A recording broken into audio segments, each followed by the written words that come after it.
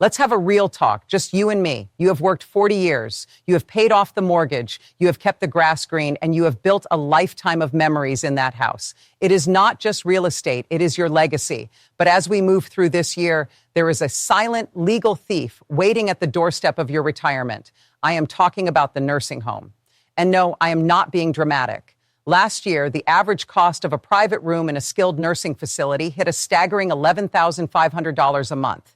But now, with labor shortages and medical inflation peaking, we are seeing bills across the country, from Florida to New York, smashing through the $13,500 a month barrier. That is over $162,000 a year. If you think that you have Medicare and you are fine, stop right there. Medicare does not pay for long-term custodial care. It is a trap that catches thousands of American families off guard every single month. They think they are middle class and they think they are safe until the state tells them that to get help, they need to be broke. You probably heard people say that they cannot take your house as long as you are living in it. Technically, that is still true for Medicaid eligibility. But here's the part your local bank or a generalist lawyer will not tell you. The Medicaid Estate Recovery Program is real. The state might let you stay in the house while you are alive, but the second you pass away, they will send your heirs a bill for every single penny they spent on your care. If that bill is $400,000 and your house is worth $500,000, guess what? Your kids are not getting a home. They are getting a for sale sign and a check for what is left after the government takes its cut. We are seeing a massive shift this year. With the expiration of several tax protections from the old tax laws and states becoming more aggressive in clawing back funds to balance their budgets, the wait-and-see strategy is officially dead. If you do not have a plan today, you are essentially writing a blank check to the state. Before we dive into the 5 legal ways to protect your assets, I need to ask you a favor. If you value your financial independence and want to keep the government out of your pocket, hit that subscribe button right now. My team and I spend hundreds of hours analyzing these shifting laws so you do not have to. Sharing this video with just one friend who has a home could save their entire family legacy. We are in this together, and staying informed is your only real defense. Now, let me introduce you to Bob and Sarah. I want you to pay close attention because their numbers might look a lot like yours. Bob is 78 and Sarah is 75. They own a beautiful home in the suburbs worth $850,000. It is fully paid off. They also have about $400,000 tucked away in an IRA and some savings. In their minds, they were set. But 3 weeks ago, Bob suffered a major stroke. The doctors were clear that he needs 24/7 care. Sarah looked at the local nursing home rates and found they were $14,200 a month for the level of care Bob needs. Sarah did the math on her kitchen table and her heart sank. At that rate, their entire $400,000 cash cushion, their emergency fund, would be gone in less than 28 months. And after that, the state told her she would have to spend down almost everything else to qualify for Medicaid. She asked the caseworker if they would take the house. The answer she got was a classic government non-answer. They told her the home is an exempt asset for now, but they will place a lien on it later. A lien. That word felt like a physical blow. Everything they wanted to leave to their daughter, Emily, was evaporating. The first legal shield we need to discuss is the Medicaid Asset Protection Trust. I know what you are thinking. You might think you already have a trust and you are safe, but listen very carefully. If your trust says revocable on the front page, it is completely useless for Medicaid. In the eyes of the government, if you can change it, you own it.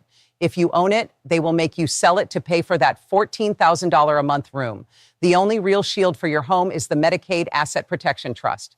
This is an irrevocable trust. When we put Bob and Sarah's $850,000 home into this trust, they legally gave away the ownership while keeping the right to live there for the rest of their lives.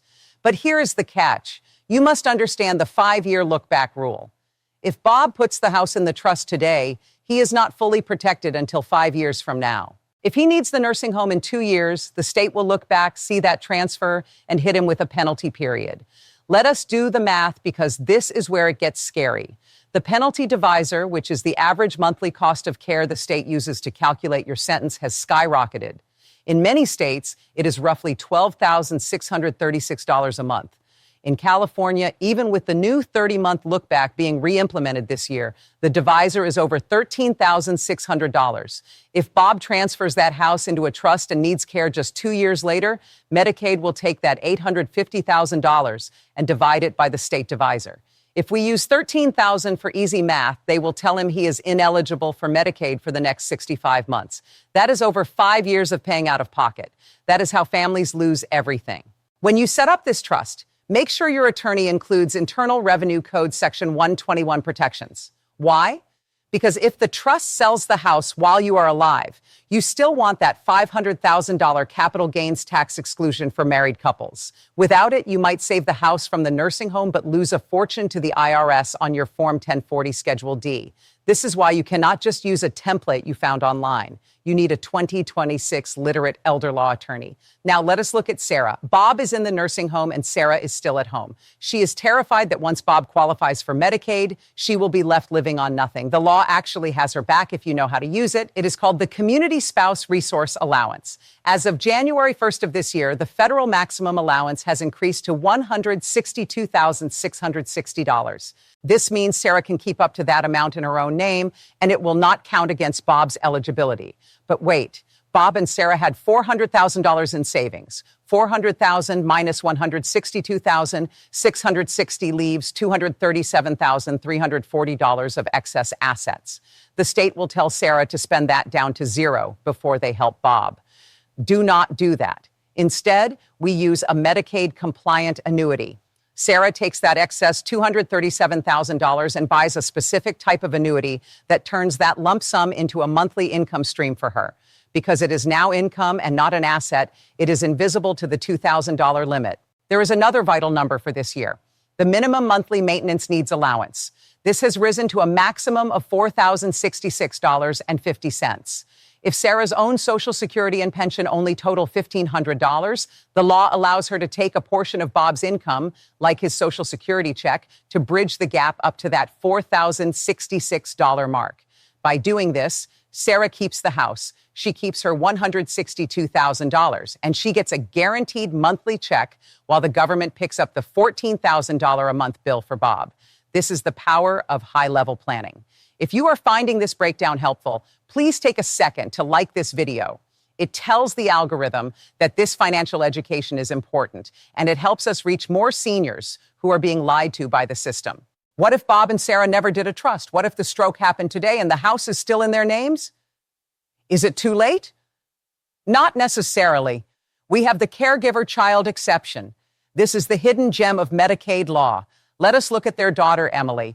Emily moved back home 2 years ago because Bob was getting frail. She has been cooking his meals, managing his meds, and making sure he does not fall. Under federal law, if a child lives in the home for at least 2 years immediately before the parent enters a nursing home, and they can prove that their care delayed the parent's institutionalization, the parent can transfer the entire house to that child penalty-free. No 5-year look back, no penalty divisor, just a straight deed transfer, but you have to prove it. State auditors are looking for a paper trail. You will need a physician's statement. You need a letter from Bob's doctor stating that without Emily's care, Bob would have needed a nursing home 2 years ago. You need residency proof. You need Emily's driver's license, voter registration, and her Form 1040 SR, or Standard 1040 for the last 2 years showing the parent's address.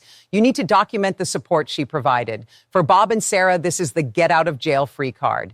They can sign the deed over to Emily tomorrow, and the state cannot touch that $850,000 house for Bob's care. Some of you might be looking at a life estate. This is where you deed the house to your kids, but keep the right to live there until you die. In the past, this was a favorite strategy.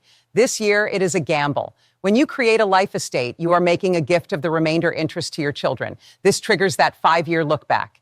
If Bob did this 2 years ago, he is still in the danger zone today. More importantly, if the house is sold while Bob is still alive, perhaps because Sarah needs to downsize to a condo, the math gets ugly. The IRS uses tables to determine how much of the sale price belongs to Bob and how much to the kids. If Bob's share is $300,000, that money is now countable cash that will disqualify him from Medicaid instantly. Plus, more states are exercising life estate liens. They might not take the house while Sarah is alive, but they will attach a lien to Bob's life interest, meaning when the house is eventually sold after both are gone, the state still gets their cut. I generally prefer the trust over the life estate because it offers more control and less risk.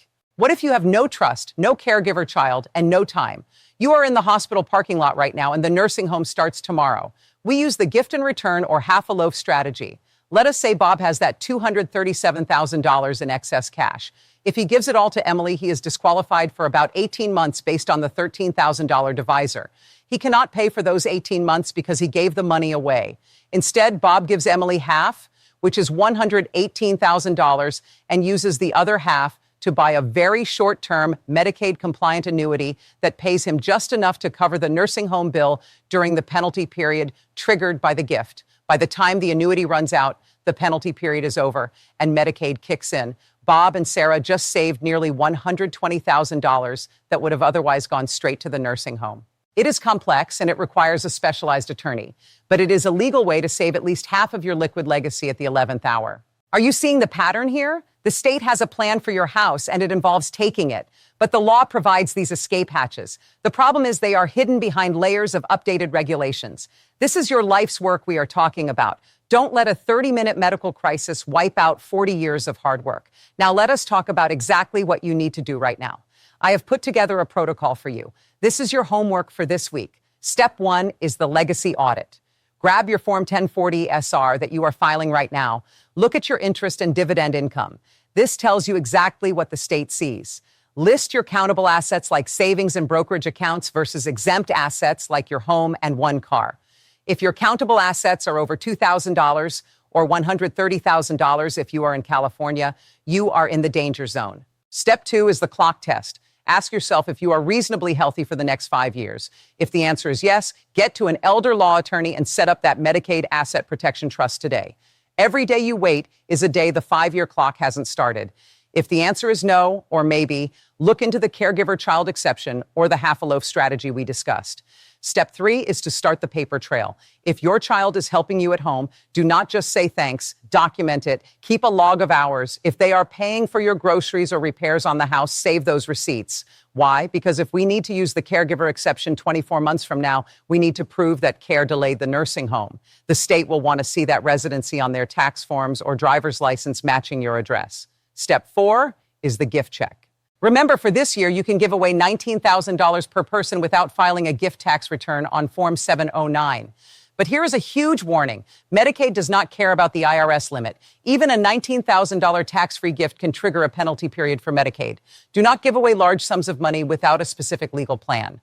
Think back to Bob and Sarah. Because they did not panic and worked with a certified elder law attorney, they saved their home. They used the spousal allowance to protect Sarah's $162,000. They took the remaining cash and bought a Medicaid-compliant annuity, which gave Sarah an extra $2,000 a month in income. This kept her perfectly within the maintenance needs allowance of $4,066. Since Emily had been living there for 2 years, they successfully used the caregiver child exception for the house. The result was that Bob got the high-quality care he needed, and Sarah stayed in her home, financially secure with her daughter by her side. When Bob eventually passes away, the state will have zero claim on that $850,000 house. It belongs to Sarah, and eventually it will go to Emily with a full stepped-up basis, meaning Emily won't owe a dime in capital gains tax. They saved their legacy. You can do the exact same thing. If this video helped you understand the current landscape, do me a favor. Hit that subscribe button and click the bell icon. I am tracking these law changes every single week because the rules are moving faster than ever. If you have questions about your specific state, drop a comment below. While I cannot give individual legal advice, I use your questions to decide what topics to cover in my next deep dive. Also, I have put a link in the description below to my latest asset protection checklist. It is a free resource that breaks down these numbers and gives you the exact questions to take to your attorney. Do not wait for a crisis to start your planning. The nursing home does not have to take your house, but you have to be the one to lock the door. Please share this video on Facebook or with your family members. Most people have no idea these rules exist until it is too late. You can be the reason your family keeps their inheritance. I am so glad you joined me for this deep dive. Stay focused, keep your records organized, and most importantly, keep your legacy safe. I will see you in the next video.